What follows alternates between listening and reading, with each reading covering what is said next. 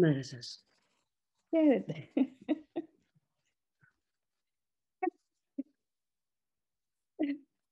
Λοιπόν, σήμερα θα μιλήσουμε για το πώς κλέβουμε τον εαυτό μας. Καθημερινά τον κλέβουμε και μάλιστα μεγάλη περιουσία το αφαιρούμε. Και όχι μόνο τον κλέβουμε, αλλά του στερούμε και την όραση. Δηλαδή και φτωχούς μας κάνουμε και αόματους μας κάνουμε. Με ποιο τρόπο? Με τα παράπονα. Τα παράπονα είναι η εκπληκτική μέθοδος του εγώ που έχει βρει για να μοιάζει ότι κάποιος φταίει, ενώ ταυτόχρονα αφαιρεί από εμάς όλη την αληθινή περιουσία μας, που είναι ότι είμαστε άτρωτοι, αθάνατοι, τυχαίρεοι, μόνο αγάπη. Βεβαίως το ξεχνάμε αυτό. Όταν έχω ένα παράπονο αισθάνομαι θύμα, ταλέπορη, δεν μπορώ να αγαπάω, έχω θυμό, έχω οργή. Ξεχνάω όλα τα καλά που είμαι. Αρνούμε όλη μου την ουσιαστική, αληθινή, πνευματική περιουσία. Γι' αυτό τα μαθήματα θαυμάτων χτίζονται το ένα πάνω στο άλλο. Και κάθε τόσο, όπως είδαμε ήδη, γίνονται επαναλήψεις. Γιατί γίνονται επαναλήψεις?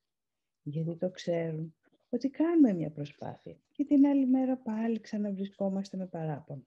Και την τρίτη μέρα πάλι ξανακάνω μια προσπάθεια.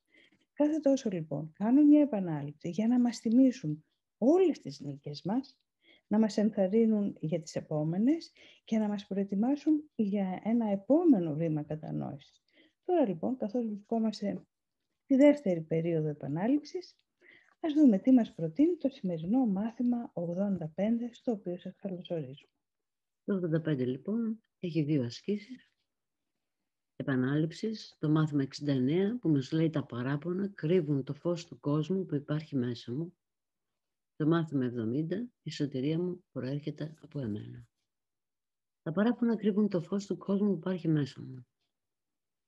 Τα παράπονα μου δείχνουν αυτό που δεν υπάρχει και κρύβουν από μένα αυτό που θα ήθελα να δω.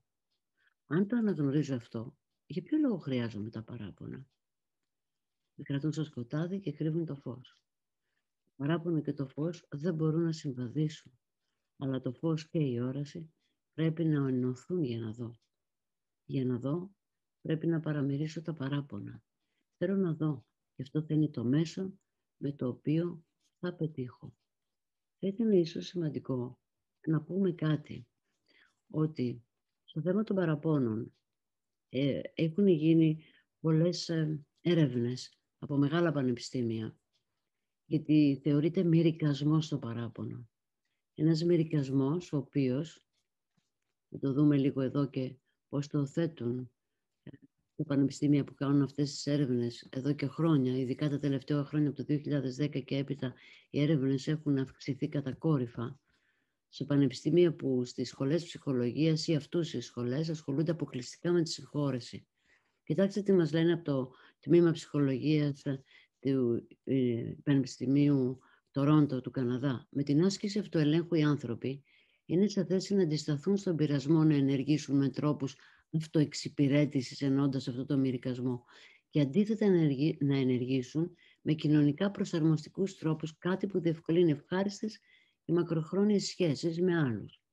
Προτείνουμε λοιπόν ότι αυτοέλεγχος που απαιτείται για την παράκαμψη των μνησικακιών μυρικασμών επηρεάζεται από γνωστικές διαδικασίες ελέγχου, οι οποίες επηρεάζονται ουσιαστικά από την άσκηση. Εδώ βεβαίως μας εννοούν την αεροβιακή άσκηση και άλλες ασκήσεις για να είναι fit κανείς, αλλά υπάρχουν και ασκήσεις που κάνει κανείς με το νου του για να ξεπεράσει το θέμα του μυρικασμού. Δηλαδή εδώ έχουν κάνει έρευνες, όχι αυτή καθ' αυτή τη συγχώρεση, αλλά τα εμπόδια για τη συγχώρεση. Γιατί οι άνθρωποι δεν συγχωρούν και βρήκαν ότι ο μυρικασμός είναι το 85% της αιτίας των εμποδίων της συγχώρεσης. Και να δούμε λίγο παρακάτω. Μυρικασμός, αναμάσιμα παρελθόντος, αναμάσιμα της επίθεσης. Από το Πανεπιστήμιο Yale. Και έχουν φτιάξει τεστ πάνω σε αυτό. Άτομα που έχουν λιγότερο έλεγχο στα σημαντικά γεγονότα της ζωής τους και έχουν για χρόνια πίεση και άγχος, τείνουν περισσότερο από άλλους στο μυρικασμό. Μας λένε από το Πανεπιστήμιο Yale, η Σούζαν Νόλαν και ξένα. Και υπάρχει το Buffalo University, κατέληξαν, που είναι δημόσιο ερευνητικό πανεπιστήμιο της Νέας Υόρκης, Ανάγκη για νέα κατηγορία σχέσεων μέσα από τη διαδικασία της συγχώρεσης. Λοιπόν, αυτό το θέμα με τον μυρικασμό με κάνει να σκέφτομαι, Μαρία μου, ότι το εγώ είναι μια κατσίκα που τρέφεται με παράπονα, τα Ναι. οποία μυρικάζει συνεχώς. Τα παράπονα είναι ο μυρικασμός. Το λένε τα μαθήματα θαυμάτων, συνέχεια νομίζουμε ότι το λένε τα μαθήματα θαυμάτων μόνο. Όχι, παιδιά. Το έχουμε ανακαλύψει και εμείς οι άνθρωποι, στα πανεπιστήμια, στις έρευνες που γίνονται. Είναι μείζονο θέμα. Βλέπουμε ότι εδώ επανέρχονται ξανά και ξανά.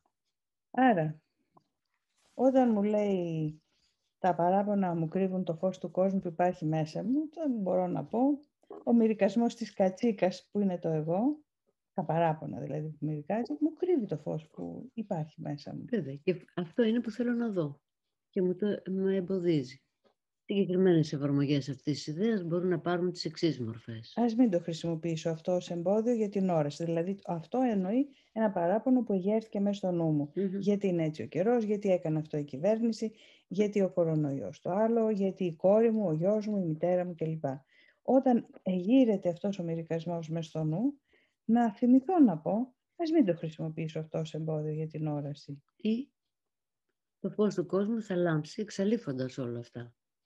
Ή δεν το έχω ανάγκη αυτό. Θέλω να δω. 3 ωραίες δηλώσεις που δείχνουν μια πρόθεση. Ακριβώς. Πάμε στο μάθημα 70. Η σωτηρία μου προέρχεται από μένα. Σήμερα θα αναγνωρίσω πού είναι η σωτηρία μου.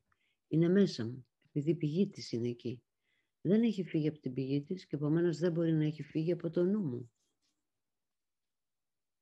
Δεν θα αναζητήσω την πηγή της σωτηρίας έξω από τον εαυτό μου. Δεν είναι δυνατόν να τη βρω έξω από μένα και μετά να τη φέρω εντός μου. Αλλά από μέσα μου θα απλωθεί παντού και το κάθε τι που βλέπω δεν θα καθρεφτίζει τίποτα άλλο παρά το φως που λάμπει σε μένα και στον εαυτό μου. Βλέπουμε λοιπόν ότι γινόμαστε ένας πίθηκος. Αυτό βλέπω.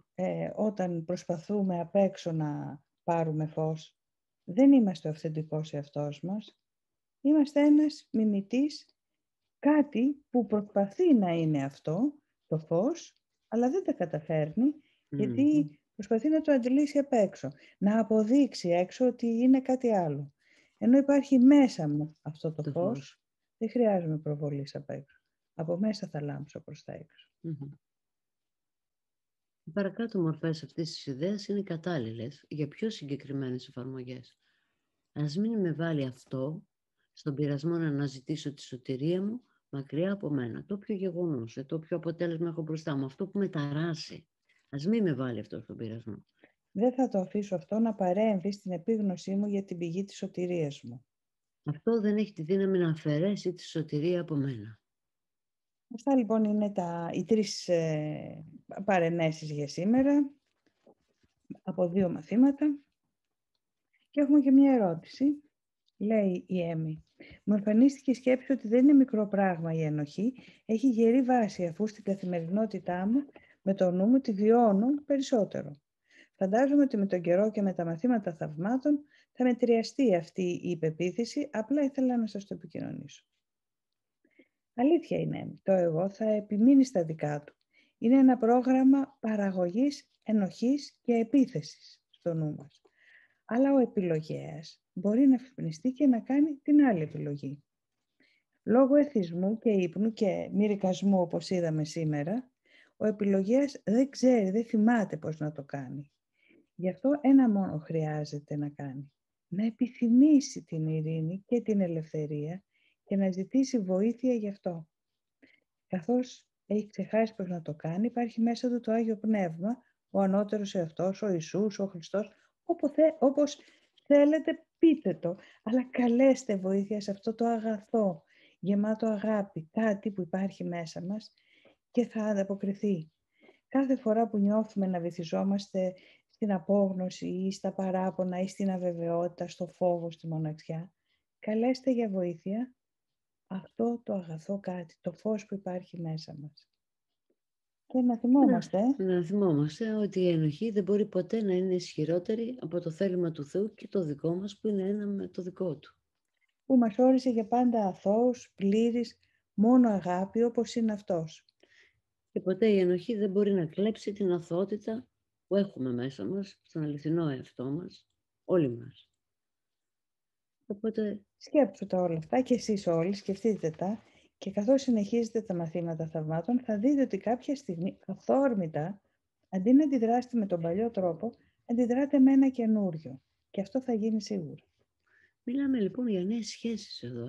Αυτό που μας λέει από το Πανεπιστήμιο Μπάφαλο που κατέληξαν στις έρευνες ότι χρειάζεται νέος τύπος σχέσης.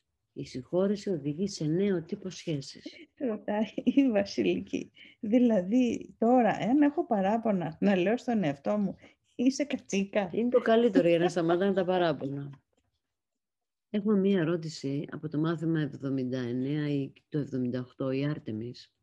Σχετικά με το σημερινό μάθημα, η απάντηση που μου δόθηκε είναι πως σωτηρία είναι η συνειδητοποίηση πως δεν είμαι το σώμα. Προφανώς είχε κάνει μια ερώτηση και δώσαμε την απάντηση. Ότι η σωτηρία είναι η συνειδητοποίηση πως δεν είμαι το σώμα. Έχω απλώς ξεχαστεί μέσα στην ψευδαίσθηση αυτή. Η ερώτηση είναι, πώς είναι δυνατόν η ανθρωπότητα να κρατάει τον εαυτό της φυλακισμένο σε μια ψευδαίσθηση γεμάτη πόνο? Πώς θα διαμορφωθεί η εμπειρία μας στον υλικό κόσμο μετά από μια τέτοια συνειδητοποίηση? Γιατί ενώ αντιλαμβάνουμε την αλήθεια ότι δεν είμαστε το σώμα μας, πολλές στιγμές ξεχνάμε πάλι και ταυτίζομαι μαζί του. Το ότι είναι η ανθρωπότητα και είναι τόσα δισεκατομμύρια, δεν σημαίνει ότι η πλειοψηφία έχει δίκιο ή ότι η πλειοψηφία βλέπει αληθινά. Κάθε άλλο. Ο λόγος για τον οποίο είμαστε σε αυτή την κατάσταση, όπως είπαμε, είναι ότι θέλουμε ακόμα τον διαχωρισμό. Θέλουμε να είμαστε ιδιαίτεροι. Στην ερώτηση «θέλω να είμαι σαν τους άλλους», η έντιμη απάντηση από το 99,99% των παρόντων είναι όχι. Θέλω να διατηρήσω τον εαυτό μου. Αυτό συμβαίνει σε 8 δισεκατομμύρια άτομα πάνω στον πλανήτη. Γιατί λοιπόν να αναρωτιόμαστε πώς η ανθρωπότητα ζει μες στην ψευδαίσθηση? Δεν είναι η ανθρωπότητα, είναι 8 δισεκατομμύρια νόες διαχωρισμένοι από τον ένα νου ή που πιστεύουν ότι είναι διαχωρισμένοι από τον ένα νου και αποδεικνύουν ότι ο διαχωρισμός είναι αληθινός μέσω σώματος. Και πείθονται γι' αυτό. Ο δεύτερος βασικότατος λόγος που βρισκόμαστε σε αυτήν την κατάσταση είναι ότι ο νους μας είναι ακατοίκητος. Δηλαδή δεν κατοικείται. Δηλαδή δεν στοχαζόμαστε. Δεν αμφισβητούμε τις πεποιθήσεις μας. Βεβαίως κάποιοι κάνουν προσπάθειες, όπως και εμείς εδώ κάνουμε μια προσπάθεια να στοχαστούμε περισσότερο. Φέρνουμε τους προγόνους να μας βοηθήσουν σε αυτό το μονοπάτι. Γιατί έχουμε οδηγηθεί μέσα από την εκπαίδευση να μην σκεφτόμαστε, να μην χρησιμοποιούμε αυτό το πανίσχυρο εργαλείο που λέγεται νους. Και όταν λέμε εκπαίδευση, εννοούμε ο ένας άνθρωπος εκπαιδεύει τον άλλον. Ναι. Ναι, διδάσκω στον άλλον τα παράπονά μου, παραδείγματος χάρη, τα παράπονά μου σε πιάνω σήμερα, πιάνω μετά αύριο την άλλη και τις επαναφέρω και λέω συνέχεια το κακό που μου συμβαίνει. Σκεφτείτε πόσα πράγματα μπορείτε να συζητήσετε με ανθρώπους γύρω σας και να μην περιλαμβάνουν τον COVID. Ή να μην περιλαμβάνουν κάτι αρνητικό στη συζήτηση. Κάτι απεσιόδοξο ή τρομακτικό. Πράγματι. Ναι. Βεβαίως αυτή η απάντηση μπορεί να πάει μακριά, αλλά θα χρειαζόμαστε πολύ χρόνο, αλλά αυτά είναι τα βασικά σημεία. Πώς θα διαμορφωθεί η εμπειρία μας στον υλικό κόσμο μετά από μια τέτοια συνειδητοποίηση ότι είμαστε φυλακισμένοι μέσα σε μια ψευδαίσθηση γεμάτη πόνο και ότι δεν είμαστε σώμα? Πώς θα διαμορφωθεί ως μια νέα σχέση, θα έχουμε νέες σχέσεις χαράς. Αυτό που λένε άγιες σχέσεις. Δηλαδή θα έχουμε σχέσεις όπου η ανάγκη για ενοχή δεν θα υπάρχει, ούτε επιθυμία για επίθεση. Τα μαθήματα θαυμάτων το λένε το ευτυχισμένο όνειρο. Ναι, το λένε το ευτυχισμένο όνειρο. Όπου η ανάγκη για ενοχή δεν υπάρχει πια και η επιθυμία για επίθεση έχει εξαλειφθεί επίσης από το νου, γιατί δεν έχει ανάγκη να υπερασπίζεται τον ιδιαίτερο εαυτό του μέσα από επίθεση προς τον άλλο. Δηλαδή μέσα από τα παράπονα, τελικά. Ναι. Ωραία, λοιπόν, μια ευκαιρία ακόμα έχουμε σήμερα μέσα από τον διαλογισμό για να απελευθερώσουμε παράπονα που μπορεί να έχουμε, που μπορεί να δημιουργήθηκαν και σήμερα το πρωί ή χθες το βράδυ. Κάθε μέρα αυτή η ευκαιρία που μας δίνεται είναι μια κάθαρση για το νου που αφήνει όλο και πιο πολύ τη χαραμάδα τη μικρή να ανοίγει για να περνάει το φως όσο γίνεται περισσότερο. Αυτός ο διαλογισμός λοιπόν μπορεί να είναι η απάντηση στην ερώτηση που έγινε τι θα συμβεί όταν θα έχουμε ξεπεράσει τις ψευδαισθήσεις ή τα παράπονα. Αυτό εμπειρικά είναι μία απάντηση. Αυτό το βίωμα.